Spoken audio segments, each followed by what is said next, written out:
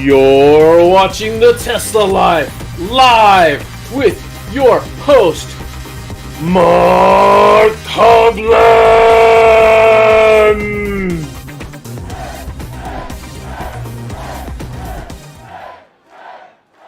Hello, everybody, and welcome to the Tesla Life number 398. Here we are in February the 12th, 2025. And I don't know where you are tonight, but we are getting a snowstorm. We're getting socked. And of course, I am not Mark Coughlin. I'm the ghost of Mark Coughlin, as you can tell from the aura around me. And I'm just wandering the library. That's all I'm doing. So I was going to say, you have a nice new big room in your house. That's really cool. So it's a work in progress, the new studio, and we're just at the beginning. So we'll get it dialed in over a few episodes. But thanks so much for joining us tonight. With me, as always, we have Mr. Casey Green joining us from the Mid-Atlantic and his friend Moto the Unicorn. How are you tonight, Casey and Moto? You doing all right? She's doing all right. This game she got. She wanted to show off. She got it. She says the supermarket. It was not the supermarket. We're doing all right. It's been the weather. You did open a blade, yes. Brown one. And glasses.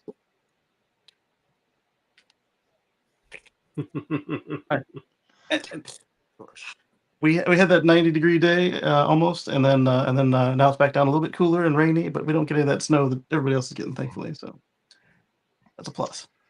Very good, very good. Also joining us as per usual, Mr. Patrick Connor from the West Coast. How are you today, sir? I'm great. Hello, Tesla Nation. Speaking of weather, we have ice storm coming Friday and Saturday, so we'll see how things go. Yeah, it's you know what that means? Chilly. That means money in Patrick's pocket. That's right. If they dispatch the batteries, yes, I will get paid. I love it. And it's nice when this ice storms are coming because power outages happen. Branches fall and take out power lines, and we'll have battery to keep us going. And the cool thing is it doesn't take a whole lot to keep the furnace going, to keep the house at a nice temperature. But if you don't have that, oh man, it gets real cold real fast. So exactly. That's pretty cool.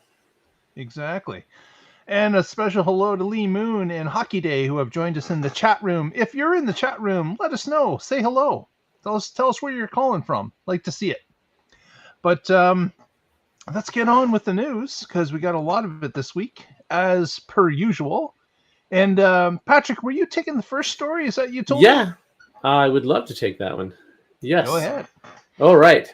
So this is titled, Tesla seems intent on underpromise and overdeliver on the new Model Y deliveries, by Simon Alvarez. So Tesla launched the new Model Y in the US in late January, which was not long after the vehicle's launch in China. So since the new Model Y's launch, Tesla estimated that the first deliveries of the revamped crossover would start in March. Well, production is currently happening in Giga Shanghai, Fremont, and Giga Texas, and even Giga Berlin. So new Model Y buyers have recently gotten updates on their delivery date, and they're posting them on social media, as people tend to do. And Tesla may be delivering earlier than promised. There are delivery estimates as early as February 15th. That's just a few days from now. So we might see the first ones on the road delivered to customers by next week. That would be awesome. And I want to point out that when the original Model Y was first unveiled, Musk estimated that deliveries would start in the fall of that year, but they actually started in March of that year, well ahead of the estimate. So not everything from Tesla is late, and especially the Model Y seems to be the one that's often early. So this is good news if you're waiting on a new Model Y or just want to see the new Model Y. They'll be out there soon. Yeah, and that's unusual, right? That both times the Model Y has launched, it's been overperform and underpromise. So that's a plus. Yes, to be able to start seeing them early. It's a little easy to do when you have it sitting in a dark corner for the show.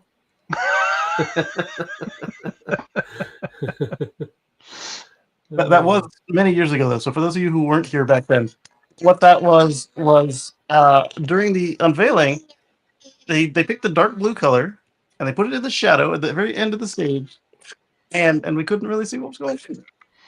That's true. Yeah, it was a really subdued launch of the Model Y compared to Mhm. anything else at Tesla. It's almost like they weren't excited to launch it. Like it was just, Mhm. oh yeah, and if you want, here's the Model Y, and it's going to be available by the fall. But what was weird about that was they were already predicting it was going to do well, and then weren't acting like it. Right, now- but it was a much more practical vehicle. It didn't have the glitz of the Roadster, and it wasn't a sedan, and I don't know. It's not what Musk himself wanted, so I think that was just his personal opinion about it. Oh yeah, and we also have this. Yeah, which quickly became Tesla's most popular offering, and the one that is still World. on top of the charts, even beyond electric vehicles. Now on top of the charts of gas cars. So Right. it's been a wild success, and I don't see how the new refresh is not going to be the same. Just Right. because it's got so much of the structural bones of the original, but of Mhm. course we've got some of the updates and modifications that Tesla has wanted to make to the Model Y since they released the first one. So just Yeah, like and the things Highland, it's a much better vehicle, most likely. Right. And not only the things that Tesla wanted to put in, but they also listened to customers and put in things customers wanted, like the front bumper camera. People want that. Even though Tesla had said, no, well, the camera sees and they're going to know and they can remember. No, I want to be able to look. And then the turnstock. Customers were saying, no, you can't take that away. Not until the car can drive itself and you take the whole steering wheel away. Until then, I don't want to relearn how to indicate a turn. So yeah, so not only did they do what they wanted, they do what customers were asking, and that I think is a recipe for success. Yeah, absolutely. Much of- Next, much want of to it's kind talk a little bit about this this Nazi thing, which is, of course, Elon. If you've been living under a rock and haven't seen this, Elon during a television snippet apparently made a Nazi type salute on stage. It was taken that way from many people. Many people said that was not what it was. It's back and forth. But what's interesting here is that in Tesla news, there have been some Tesla owners that are being messaged, threatening messages from an anti-Nazi group. Okay, I don't think anybody wants to be a Nazi. I don't think that's something that anyone would want to be.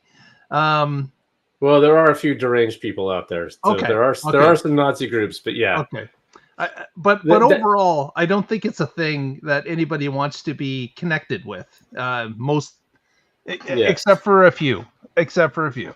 But, So threatening Tesla owners is ridiculous because just because you've bought this car does not make you a Nazi. So an anti-Nazi group threatening all Tesla owners is ridiculous.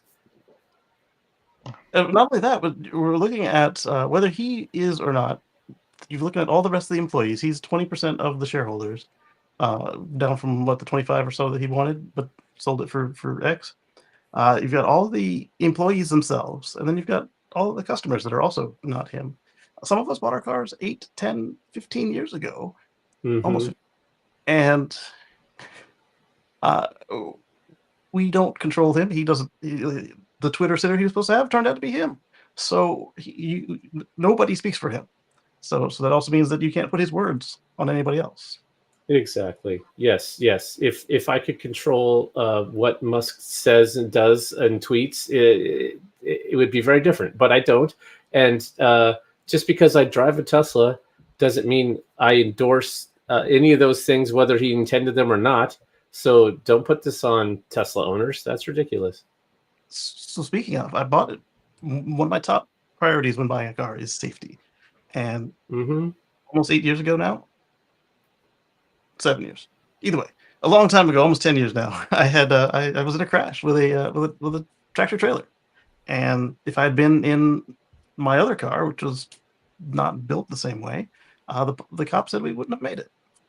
Yeah, a tractor trailer is not a fender bender. That's a big hit, and you Yeah, need a safe vehicle. And Teslas are 5-star in every category, crash test vehicles. Yeah. It's because of that skateboard design where they can build. It's not compromised because of the engine in the way or other things. It's They and can it's build not in those crumple zones. exactly. Yes, they can make it safe from first principles.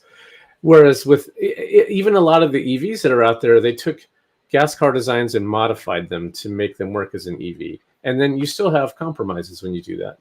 right. And that's what I had previously. Like literally, we had the Volt and the Tesla, and I, for some reason, I knew I had to plug in the Volt because we were going to the DMV, and I left it plugged into the Tesla, and so there was no way it was going to be there on time for our appointment. And if you can get an appointment at the DMV, then you can get in and out a lot faster. Yes, So we absolutely.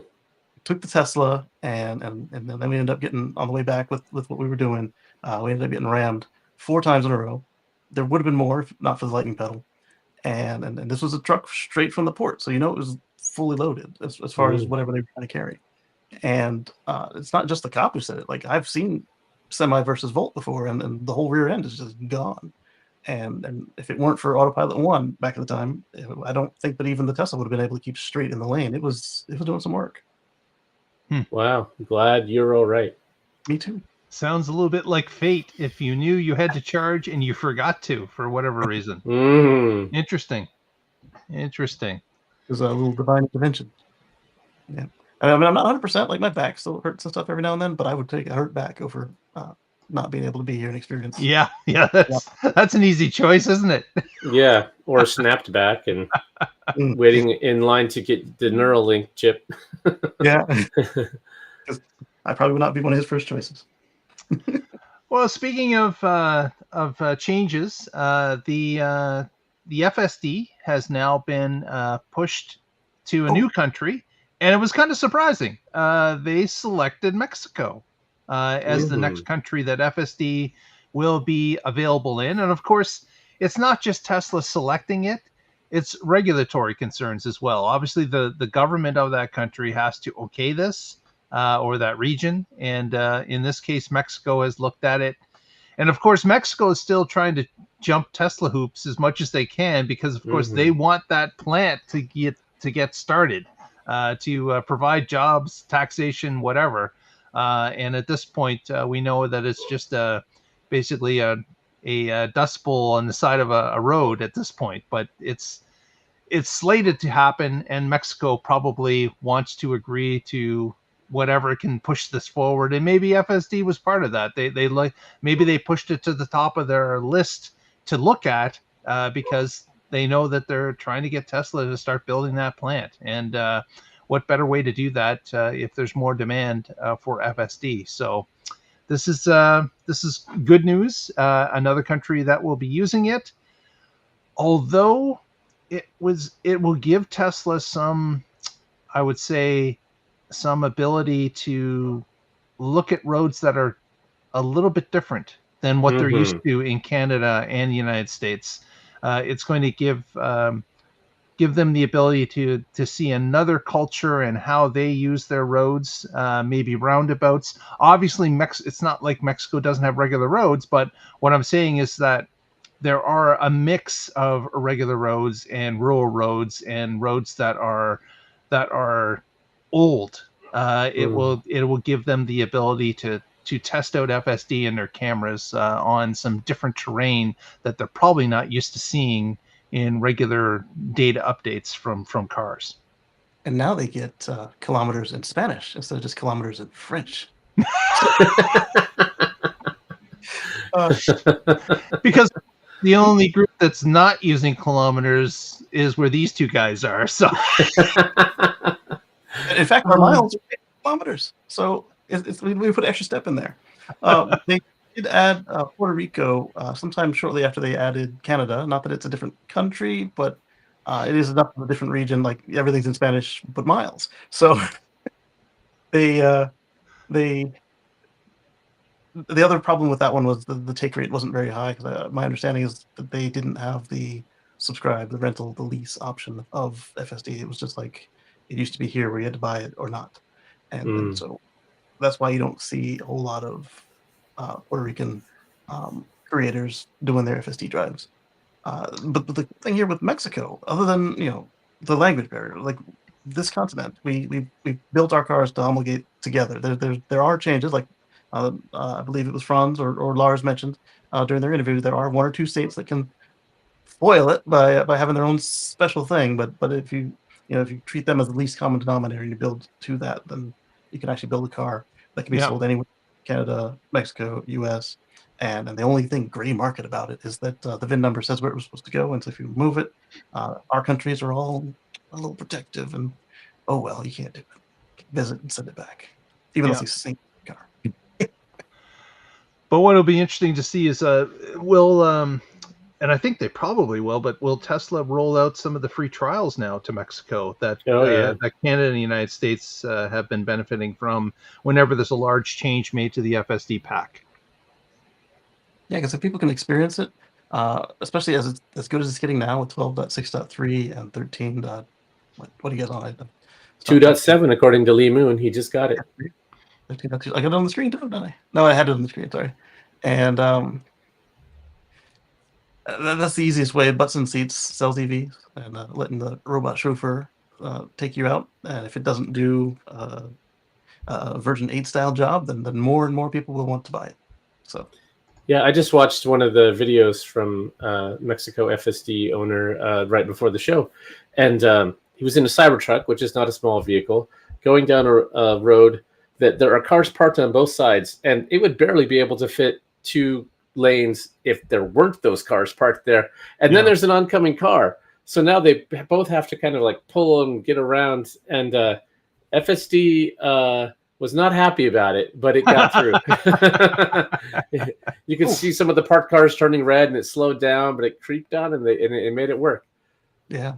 So the first one I saw was a clip from either a Model 3 or a Model Y, and then I saw a clip of that guy's, but then I had to attend to things, so I didn't get to finish watching it. But the other day I went in mine on 12.6.3, and we were coming back from the baby doctor, the obstetrics, and I didn't see them, but the car did. There was a Canada geese decided they wanted to walk into the street at the last second, and they weren't going to stop. They're like, oh, I'm a pedestrian. And don't you know that the geese have the same rights as pedestrians? You do. You're not allowed to mess with them here. But I did not see them, and the car didn't show them, because I don't know why I glanced at the model and then out away from them. I thought you were going to say the geese appeared as Christmas elves. On you had the mother goose who showed up as a small like a woman, and then you had the baby geese that showed up as pets, like dogs and cats. Interesting. This time I'm looking out. I looked at the screen, and then I looked out to my side on the driver's side, and they jumped in on the passenger side. And, doot, doot, doot, and the car slows down and it jukes to the left, and my wife is screaming, stop! And it did not hit one goose, and they looked at me angrily. They didn't feel the need to try and like peck at the car or chase it down or whatever. Good job not hitting the geese. Yes. I checked for kids and everything, and they were in the grass, and then they were not in the grass. Mm-hmm. Yeah, and Canada goose, they can have a temperament on them, so you're best to stay in the car. We call them cobra chickens up here. So. They're really ruining Canada's nice friendly reputation when they come down here, and exactly they're not pleasant at all. They don't say sorry, nothing. Oh, that's funny. So one thing in the video that I do want to point out, I don't speak Spanish, but there was enough there that I hear him say no perfecto, and to be attentive. And those things translated well enough that it's new there. If you've just got it, it's in a new region. It's got to learn things. So if you're using it, feel free to use it, but pay attention, because you never know when some Canadian's going to run in front of you.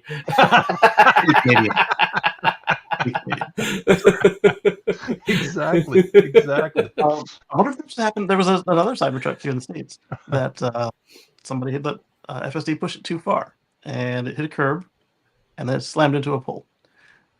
You're still the driver. So if you see it wild and out, just take over, and you don't need to see how it will have performed if it's being done. Right. Yeah, don't take that chance. If you see anything that's not what that you would be comfortable with doing, stop it right there. Disengage it. So, and if your car's absolutely. not, they'll ask you what happened, just push the voice button and tell them why, and then they'll Yeah. figure it out. If it's old like mine, they'll get to figure it out. Yeah, Or the they could weird ask- thing for me is on interventions now, it asks sometimes, but not always. And Okay. and I don't know what metric they're using to determine when they ask or not.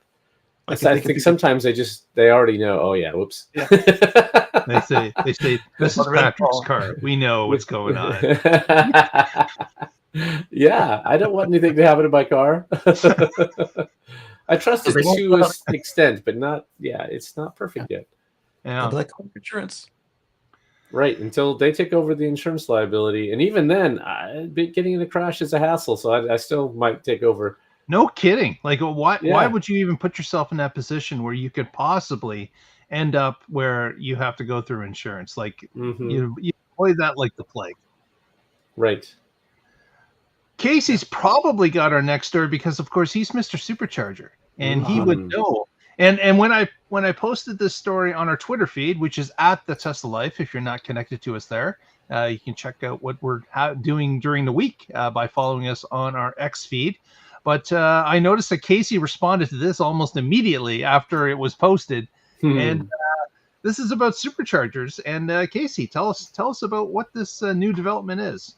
MrSupercharger.com. So what this one is they were talking about how they were doing their prefab superchargers in Europe, which is fine. And they've got the long cable stalls, as Tesla likes to call them, but they also like to call them V4 dispensers, V4 posts, V4 pedestals. It'd be nice if they could have some terminology standardization. But so these are V3.5s or V3 pluses. Again, some standardization. And that was really cool. And then later on, it pointed out that they can get 3 of them per tractor trailer. So you have a total of 12 stalls and 3 cabinets dropped off at once. But they let it be known that they are working on the prototypes. And Giga Buffalo is working weekends to make sure that this thing is ready on the prototypes. And what that is, the prototypes, the V4 natives are coming. They're going to be the V3 pluses are Sawyer had assumed $45,000 a stall, and Max said that that it's already less than that, but they're working on less than $40,000 a stall for the V3 natives with the 500 kilowatt charging, delivering in Q3. So Nice. by Christmas, I'll be able to stop having to figure out if it's a real V4 or not, and hopefully everybody else will learn the difference. Yeah, so this is 500 volt, right? 500 kilowatts. Kilowatt, sorry. 1,000 volts. So this is them moving into the actual real V4 when they get to that amount. And it's interesting that Giga Buffalo is actually doing overtime on Saturdays, the weekends, to actually get this ready to go. That's interesting. They're trying to push it out quickly, obviously. That too, yeah. But because if you're like, oh, we're gonna do it by September, and it's gonna be ready soon, and they weren't working the weekends, I would tell you, okay, they're going through the motions, it's ready to go. But if they're working weekends, then they're getting the price down. They're making sure it works. They're making sure that the interfacing with the electrical grids and the mega packs and all the various options that they're going to have to deal with worldwide, because this is going to be the new supercharger that they deploy, and the mega charger for the semi truck, which is also coming fast this year. That tells you they are doing some stuff to be excited for it. It's not done yet. Yeah. The thing about this that I liked is if you look at other non-Tesla DC fast charge networks, it costs them over $200,000 per stall. And Tesla is saying, oh, now we're getting it down from 45,000 to under 40. That's a huge difference. And especially if the Tesla one works better, is more reliable, and a fifth the cost. That's just we have to have reliable infrastructure. I just talked about this when I took our Spark and on a long road trip, and I had to go to 6 different spots before I found someplace that I could reliably charge. That is annoying. And some of them had broken cables. Some of them had broken screens. One of them was dedicated facilities that one of them had bugs shoved in the connector. And I don't know if somebody put them there or if they had nested there and I accidentally crushed them when I plugged it in. I don't know. But it was, I had to like get a leaf and scrape it out so that, anyway, yeah. This is awesome. This is what we need. We need a reliable, nationwide, fast charging, and you don't want to be waiting in a long line to get there. So the more we can put out, the better. This is what we need to make it so that EVs are what everybody can drive. Yeah.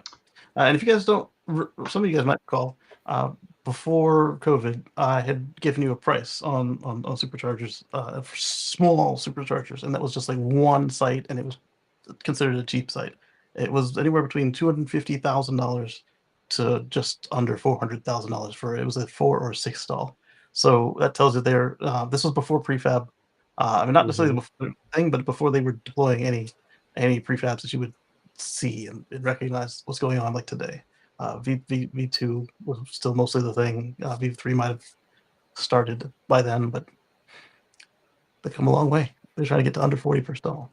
Yeah, and every time they do this, not only do they reduce the cost, they improve the performance. And normally with engineering, it's one or the other. To do both, that's a lot of work. That's pretty incredible.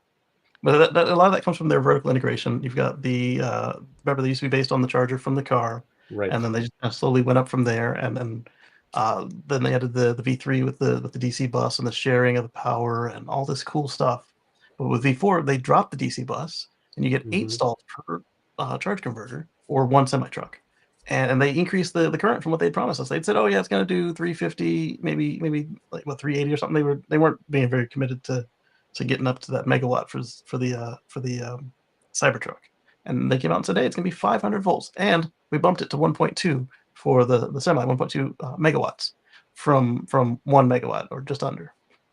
And there was another development today, Mark. Are you trying to save that for later, or can I talk about that? Go ahead. So we've had cases of, and it kind of ties into the other one too, but this one isn't for the notification. It was for the druggies, the ones who were stealing the cables from the superchargers to cut them off and running away. So they're doing a trial run right now of armored cable sleeving. This one is cable, so it goes over at the top, but it comes with a die pack. So you cut it and you get a nice purple squirt, like you stole some money from a bank. And that destroys your cutting wheels or your shears. Get a nice little bite out of them. Yeah. Once you do finally get all the way off, and your recycler is not asking why you look like you just ate a porta potty. Once they get into the cable, all of the copper and other conductors have etched into them property of Tesla Inc. So it should be the same reaction they get at that point that they get when they get a catalytic converter that says, this is Jimmy John's, and that guy is not Jimmy John. Yeah. Yeah, I saw those images where they have a tag on there that says, caution, this is pressurized. So that will let you know that if you cut it, you're going to get blasted. Yeah, that's a good idea. Hopefully it doesn't cost them too much to put it on, but I guess if you get into mass production, you can drive down the cost of anything. But that's a great development if this can work. Maybe people realizing that the cable is pressurized will put a bit of fear into them about personal injury, and they'll just stay away from this, because cable cutting has become a popular sport in North America, where it seems a number of these certain areas are hit, and they can bring down an entire site by snipping.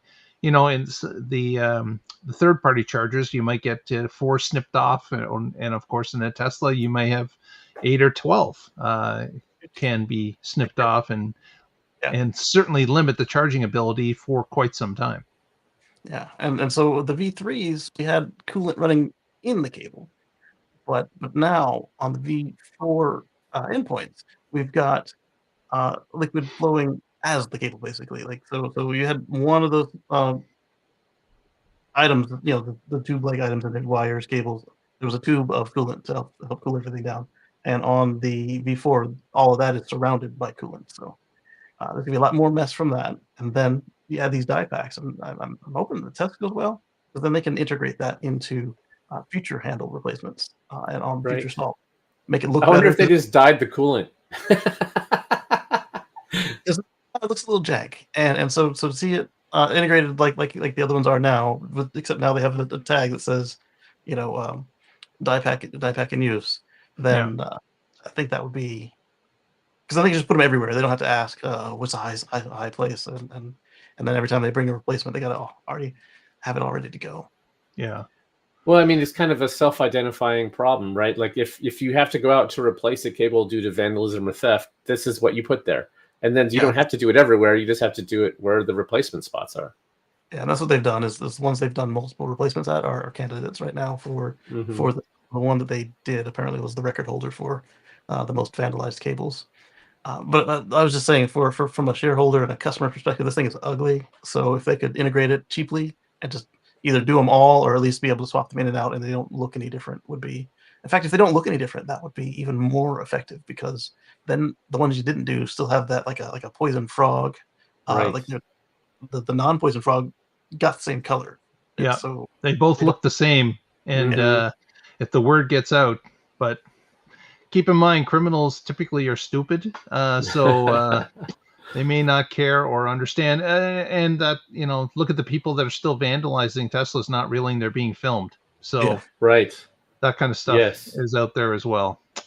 In the comments, VW has commented that he's hearing that some insurance companies will not indemnify FSD-operated vehicles if used and results in an accident. And he was wondering, so is this where Tesla insurance needs to get into more states? Yeah, possibly. But VW, I would be interested to know what insurance company. Do you have an article? Do you have you have a name or names? It would be interesting to look into that to see if these are minor insurance companies or if they're major suppliers of insurance, or nationwide, or just local state. So if you've got some information, share it in the comments. We'd be interested to see. Right, because we're hearing the opposite. That if you're using FSD, Tesla's giving you a discount on their insurance. So coming from them, they're saying, hey, this is a better system when you have the car driving and the person paying attention. Now you've got twice as much chance of noticing something. And then on top of that, you've got you will still crash on FSD. Not everybody anymore, but there will be crashes on FSD. And the question then is were you being reckless, or was this a freak incident? So if somebody else in front of you cuts you off and then slams on the brakes before human reaction time, okay, then they would have preferred you be on FSD, because even though it was still caught flat-footed, it was doing something during that maneuver versus just passively it happening before it could even be processed. Right. Yeah. Physics is still physics. Cars, if something happens like that, that's unpredictable, just because you're on FSD doesn't mean that it can stop on a dime. It still has momentum. So, but it's going to stop, 200 milliseconds before a person would have. So maybe now you hit them at 20 miles an hour instead of 40 miles an hour, or whatever the speed is. 20 miles off where the human. Yeah, that's a huge difference in as far as injury and damage is. Yeah. Brian had an experience this morning. Ooh, 27. Brian almost crashed. Oh no! Very light around the pickup truck. Too tight.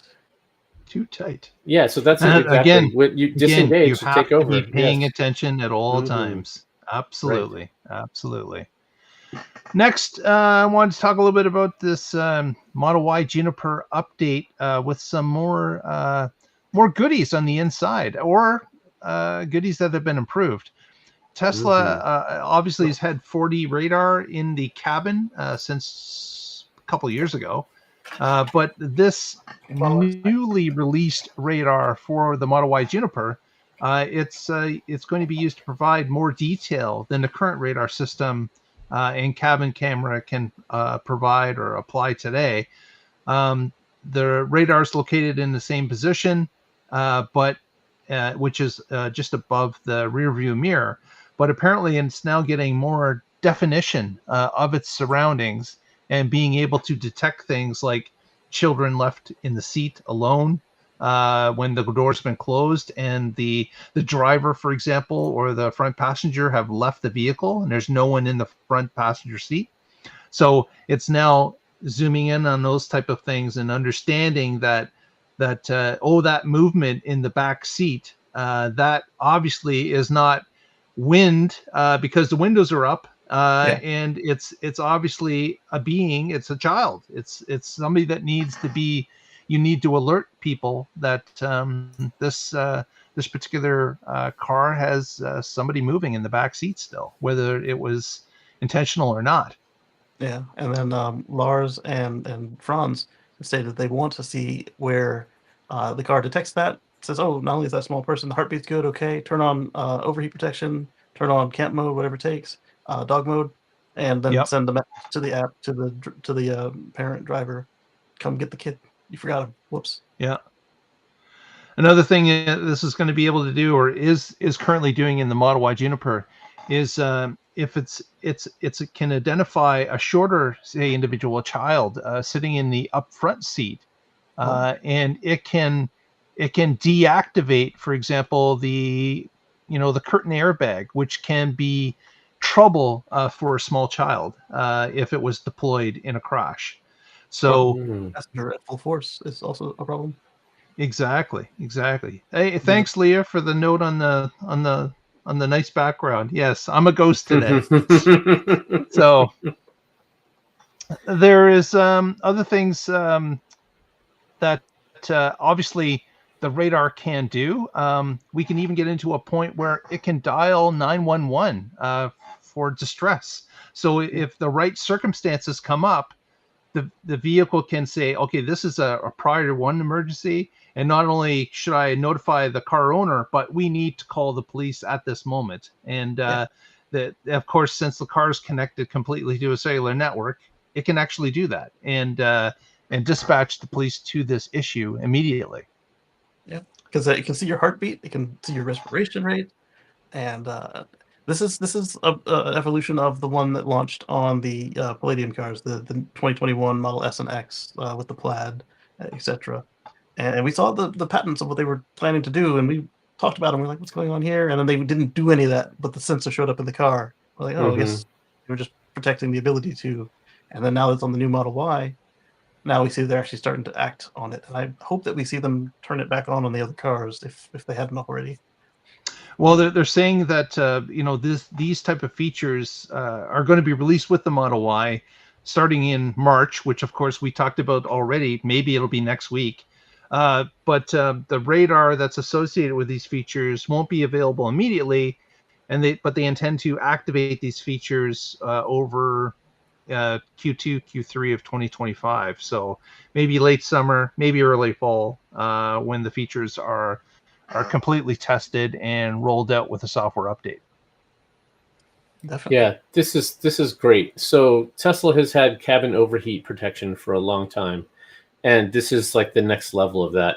I talk about how I like big batteries all the time, and if you have a big battery, then you can do things like cabin overheat protection. And yes, it's going to use some energy, but it doesn't restrict your ability to get where you need to go next time. And if it ends up saving the life of a child or a pet, then it's absolutely worth it.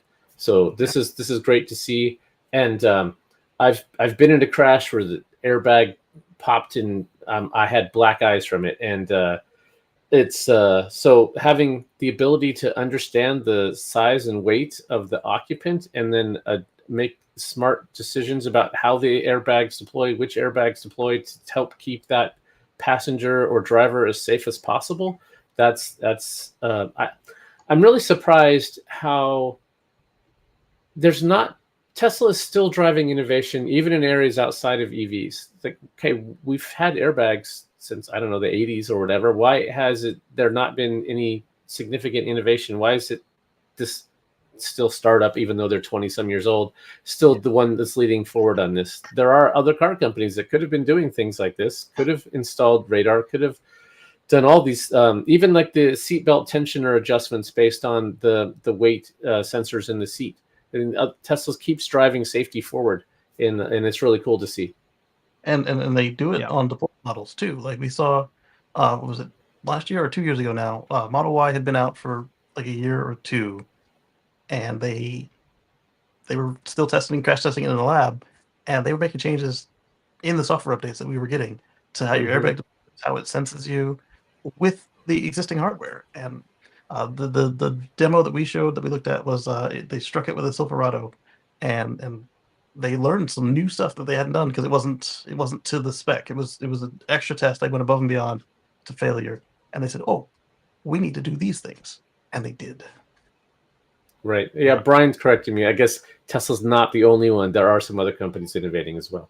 But I don't, just downloading fresh updates to your car as far as how your stuff is working. Right. Yeah, that is one thing. If you over-the-air updates, we get 5 or 6 updates a year, and you don't get that with other cars. And sometimes you actually have to pay hundreds of dollars to get like map updates. Which is just ridiculous. I am curious, Brian. You mentioned removing knee bags. I saw that they removed knee bags from Cybertruck and SNX in much of the world, but they still have it in U.S., North America, and I want to say Japan, some other places that's not normally considered our region. I don't know if they just share the factory, but they still have the knee bag. Yeah, so that's again the march forward, the iteration of things, making things better, and that's a plus that Tesla has always had, and hopefully it will continue to be so as time rolls along. Mm-hmm. Next, I want to talk a little bit about this call for new employees at Fremont factory, looking for more employees for the Optimus rollout. And this is kind of surprising.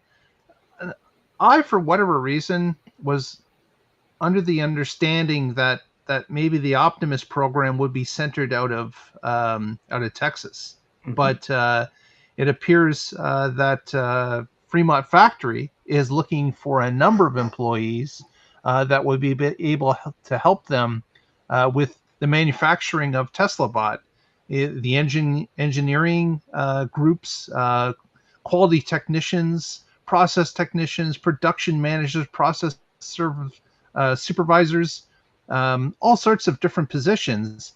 It appears that they're starting to ramp up and get ready for an actual rollout of these bots. Now, we have heard that Tesla was going to roll out their first iteration of the bot with in the area of 10,000 is what the number that was being thrown around. But I kind of thought it wasn't going to be as quick. But if they're starting to hire people for the supervisory positions that are going to be on those lines, then this looks a lot more real today than it did a couple months ago. Absolutely. Yeah, and you want fast feedback, so it makes sense to do the lower volume stuff close to where the engineers are. They can see what's coming off the line. If something's broke, okay, how do we change the design or switch the part or whatever it is to help fix that? So, and then once you get things more dialed in, then you start building them in multiple places in higher volume. Yeah. But this is, this new product that they're going to be putting out in the market.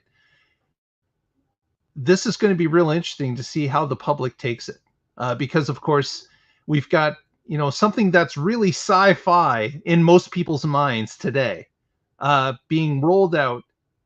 Well, okay, Brian says it's got legs. There can't be a rollout. Yeah, I get it, Brian. Okay, it's a walkout. Yeah. But there is something about this that the public is going to have to really change a lot of the public is going to be shocked into understanding that this robot can do tasks. It won't be able to do all the tasks you want it to do initially. It'll be like their cars, like their software. There'll be an iteration process as it gets better, but it will be interesting to see people that the same people that buy the Cybertruck for the Foundation series out of the gate, they'll be buying it just to have the bot roam around their house or their front yard. Just to, it may be not all that functional, except to show people that this does exist.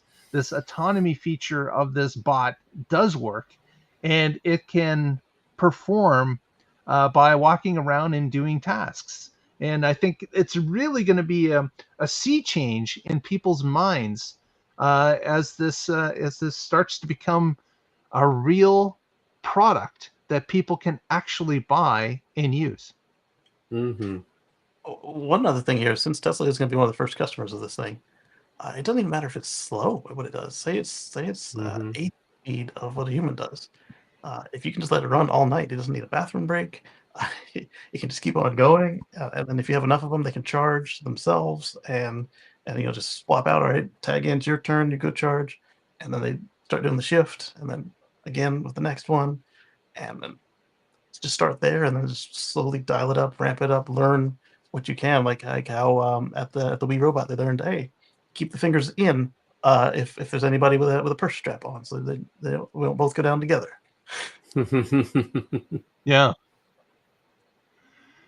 Yeah. So this is going to be really interesting. And again, like I said, with the hiring of these people, it just seems like it's a lot closer to reality than what it was when they just announced it. And yes, the event at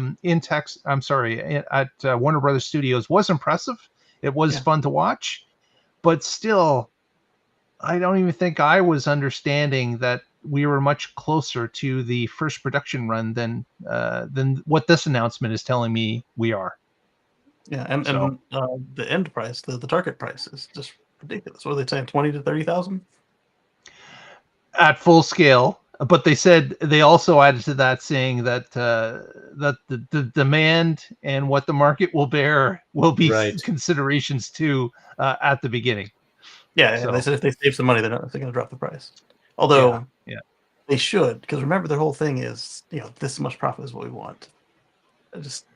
But if we can get that much profit, we might take it. Well, yeah, initially there's a lot of R&D they have to make up. So, I mean, the initial Cybertruck, they're going to have a Foundation Series Optimus, and it's going to have a premium. Yeah, and that's fine. But overall, I'd like to kind of see them stick to that. Hey, this is, that you're not getting ripped off by us.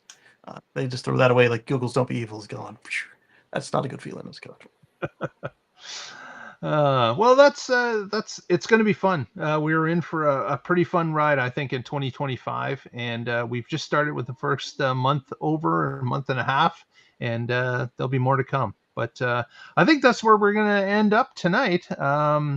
Thanks so much for watching. If you haven't already, please give us a thumbs up on the video. It really helps us out. Press that subscribe button. Again, helps us out. Doesn't cost you anything, and we would appreciate it. With that said, let's go to some shout outs. And Patrick, what do you got for us for shout outs to the crowd?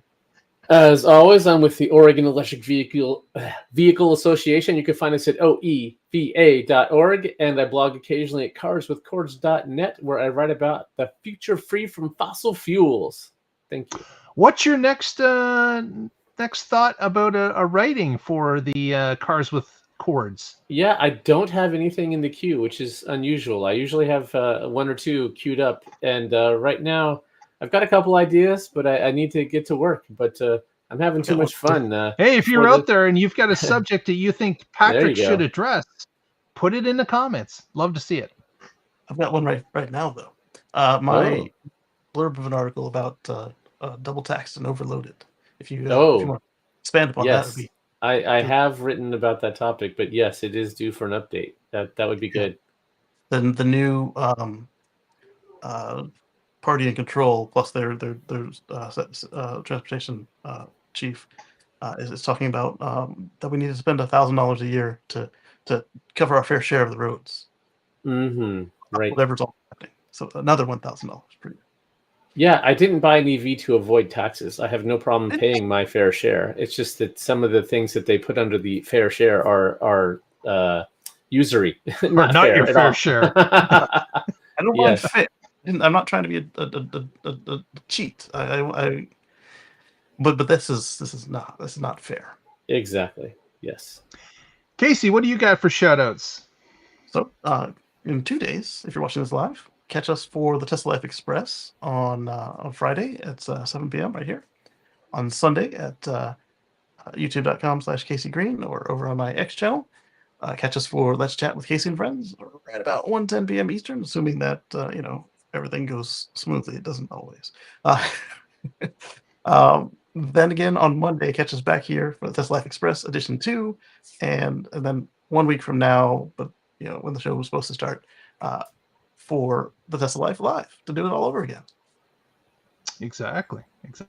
Thanks so much, Patrick. Look at Brian's comment. It looks like the Oregon Electric Vehicle Association is doing something at PDX Auto Show. That's right. Yes, the PDX International Auto Show is coming, and there's going to be a Portland General Electric is putting on a ride and drive event that we're partnering with them on, and you can even get a discount code. And if you look at the OEVA Twitter, you can find that discount code.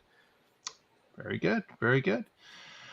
And of course, if you send us a note and we don't respond back right away, it's because we're ghosting you.